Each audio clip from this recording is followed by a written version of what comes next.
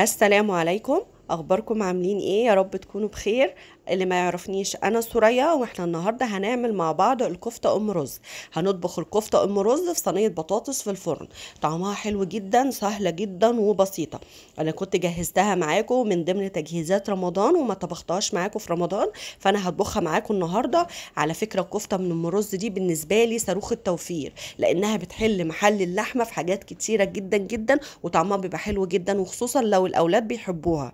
هنقولك مع بعض الطريقة عشان تطلع مظبوطة وما عمرها ما تفك منك. بس أهم حاجة تابع الفيديو للآخر، ولو عجبك الفيديو يا ريت ما تنسينيش في اللايك والسبسكرايب.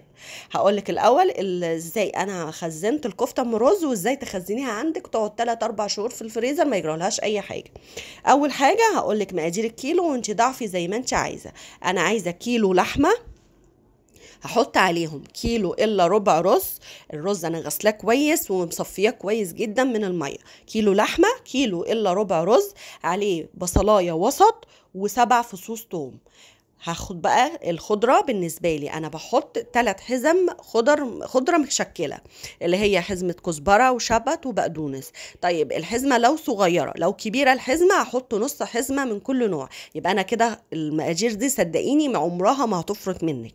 هنيجي بقى للتوابل بتاعتي. أنا بحب أحط عليها جدا ماجي. هحط معلقة ماجي بودرة، هحط معلقتين ملح، ومعلقة فلفل أسود، ومعلقة كمون، ومعلقة نص معلقة جوز الطيب، ومعلقة ال7 بهارات، ومعلقة بابريكا.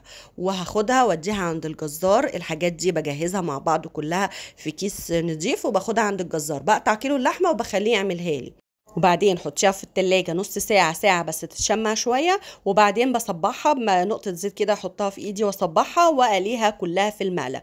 انا بقليها كلها مرة واحدة وبعينها في كيس واحد، او لو حابة تحطيها في اكياس هي كده كده ما بتمسكش في بعض، حابة تحطيها في كيس على قد الطبخة زي ما انت عاوزة.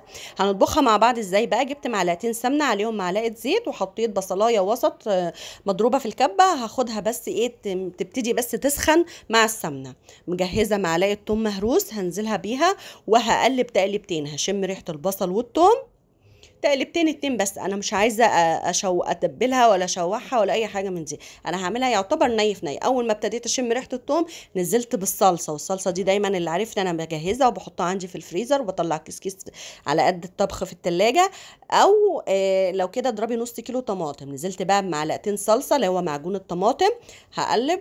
هحط عليها برضو ديت مكعب مرق، واللي مش بيحبه يستبعده خالص. ديت معلقتين سكر علشان اعادل المزازه. هحط بقى نص معلقه بابريكا، نص معلقه فلفل اسود، نص معلقه كمون، شو معلقه صغيره بهارات 7 بهارات. وديت حلوه جدا في الطبيخ، وهاتي نوع كويس لان في انواع مش حلوه. هقلب.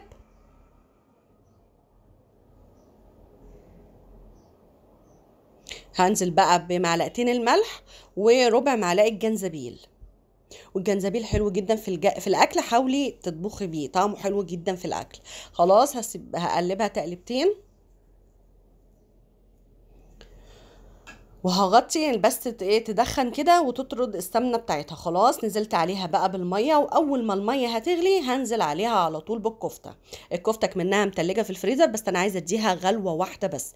اول غلوه غليت غلوه واحده خلاص تمام. انا جبت الطاجن اللي هدخله الفرن، لان انا هعملها في صينيه بطاطس في الفرن، بتبقى احلى كتير لما بتطبخيها بره مع البطاطس. كده بتبقى طعمها حلو جدا. حطيت بقى الكفته.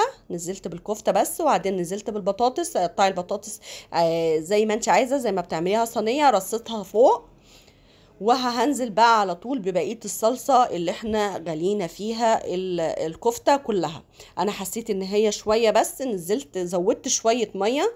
عدلت صينيه البطاطس كده، عدلتها وظبطت الدنيا في الطاجن. وكده انا مجهزه الفرن على درجه حراره 200، وحطيتها في الفرن. اخدت معايا من نص ساعه لساعه الا ربع. لما البطاطسايه تستوي هي كده هتبقى جاهزه معايا. ظبطي الحدق بتاعها، ظبطي كل حاجه، هي كده تقريبا جاهزه تماما. هندخلها الفرن وكده خلاص استوت.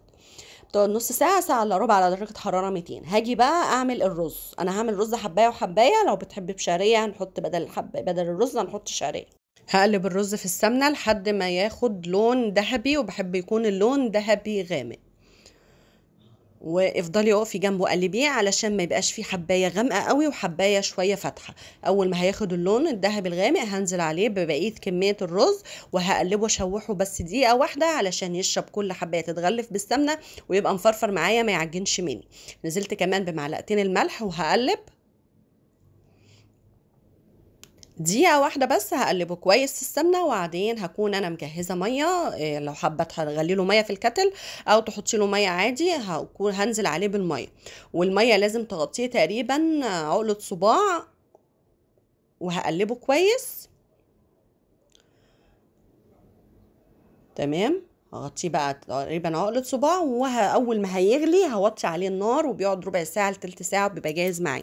عملت كمان ملوخية خضراء وانا عملتها كذا مرة، بس هقولك الطريقة على السريع. شوربة حطيت عليها مكعب مرق ونص معلقة جوز الطيب ونص معلقة فلفل اسود. اول ما الشوربه تغلي هنزل عليها بالملوخيه بعد ما غسلتها كويس وخرطتها، هقلبها كويس مع بعض واظبط السمك. والملوخيه لا بتغلي ولا بتتغطى، مش هسيبها تغلي خالص. اول ما احس ان هي ابتدت من الجناب بس تغلي كده، هقوم قافله عليها النار. في طاسه هحط معلقتين سمنه، معلقه توم مهروس ومعلقه كزبره ناشفه. اول ما التوم ياخد لون الذهبي هنزل عليها على الملوخيه على طول، وتتاكل سخنه بيبقى طعمها حلو جدا. بعد ما صينيه البطاطس بالكفته طلعت من الفرن، شايفين الكفته لا غيرت ولا باظت ولا جرالها اي حاجه، مظبوطه جدا وطعمها حلو جدا وكل الاولاد بتحبها. سهله وبسيطه وهتوفر معاكي كتير. جربي الطريقه دي، ويا ريت لو عجبك الفيديو يا ريت ما تنسينيش في اللايك والسبسكرايب. بحبكم كتير، اشوفكم بعدين، مع السلامه.